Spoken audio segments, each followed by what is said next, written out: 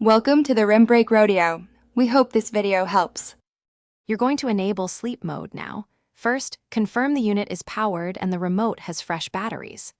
Once done, set the target temperature 13 degrees higher than your daytime setting so the compressor runs less. This saves energy and prevents overcooling. Then press the sleep button on your Daikin remote.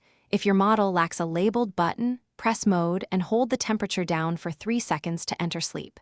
You'll hear a beep, and the remote will display the crescent moon icon, indicating sleep logic is active. Once sleep mode is active, fine-tune how it behaves and why it matters. Make sure the fan is on auto so the unit can vary airflow quietly while maintaining efficiency.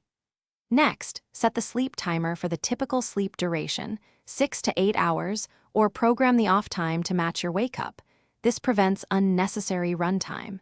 If your Daikin supports incremental temperature changes, program 5 degrees to 1 degrees increases per hour to follow your body's thermal needs and reduce compressor strain. To finish, confirm the crescent moon icon and timer are visible on the indoor unit or remote display. That tells you sleep algorithms are controlling temperature and fan. If nothing changes, try removing remote batteries for 10 seconds to reset it, then re-enter sleep mode. This fixes most communication hiccups. If the unit still won't accept sleep settings, power cycle the AC at the breaker for 30 seconds and try again. If problems persist, contact a technician because sensor or firmware faults can prevent sleep mode from engaging.